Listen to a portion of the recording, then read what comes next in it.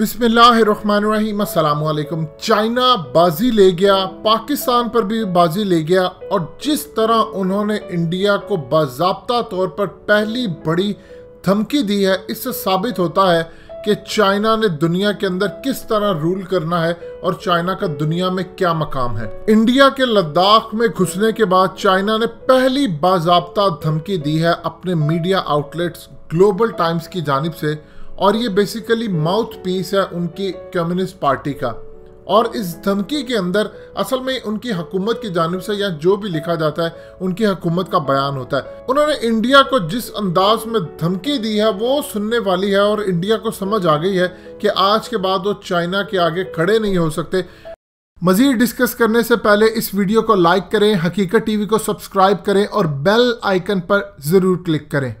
पाकिस्तान को ये काम करना चाहिए था जो आज चाइना ने किया। सुनिए जरा उन्होंने क्या धमकी दी। उन्होंने कहा कि अमेरिका और चाइना के दरमियान ये जो इस वक्त टेंशन चल रही है, जो कि एक सर्द जंग में बदलने जा रही है, इंडिया को मुकम्मल तौर पर हम वार्न करते हैं कि इंडिया चाइना और अमेरिका की इस लड़ाई में कूदे ना पार्टी बने। इंडिया के अंदर इस वक्त इंतहा पसंदी अरूज पर जा रही है और वहां पर नेशनलिस्ट सेंटीमेंट जो है वो बढ़ते जा रहे हैं और यहाँ से इंडिया की हुकूमत से आवाज़ें आ रही हैं कि वो इस सर्द जंग का हिस्सा बन जाए और कुछ फ़ायदा हासिल करे अमेरिका के साथ मिलकर।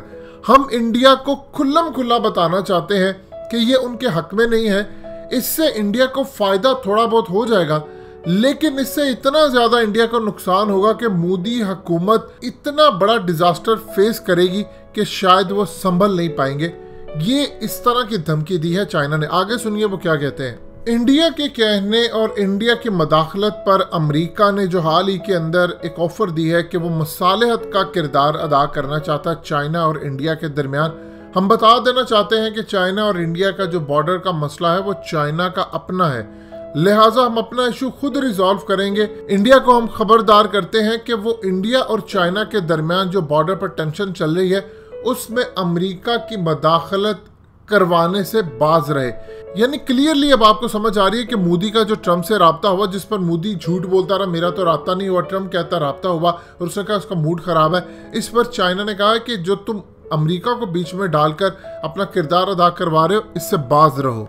इंडिया जो अमेरिका का प्यादा बनकर इस वक्त चाइना के खिलाफ काम करने का सोच रहा है, इंडिया को ये चीज़ याद रखनी चाहिए। इससे इंडिया की इकोनॉमी उस लेवल पर पहुंच जाएगी जहां से रिकवरी मुश्किल होगी।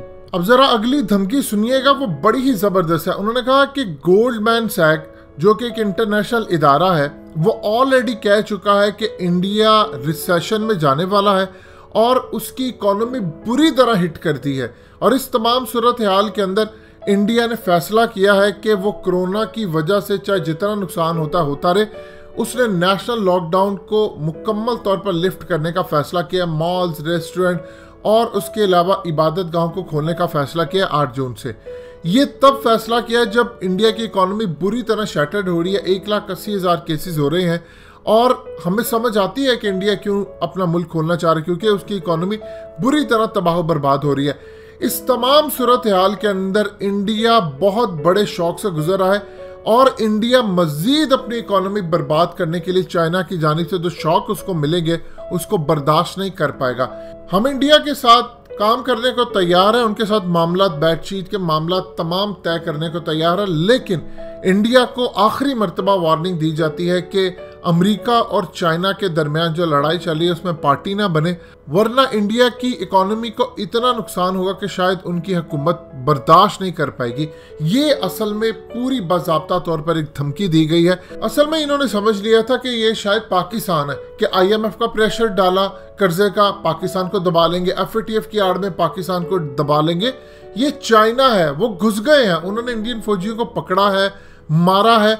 इवन के नेपाल की जानिब से उन्होंने ऐसा काम किया कि नेपाल अब इंडिया को आंखें दिखाना शुरू हो गया, भूटान दिखाना शुरू हो गया, श्रीलंका दिखाना शुरू हो गया। पाकिस्तान को चाह रहे हैं।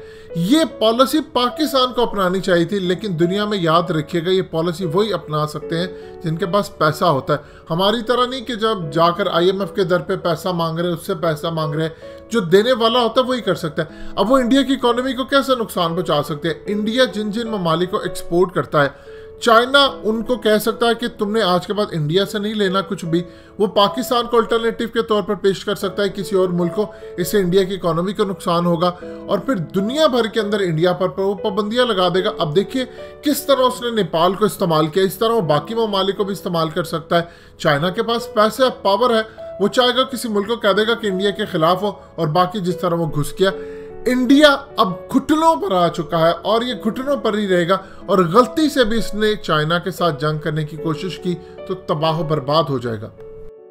दोस्तों, हकीकत टीवी को सब्सक्राइब करना मत भूलिए, वीडियो को लाइक करें, शेयर करें और कमेंट सेक्शन में अपनी राय का इजहार जरूर करें।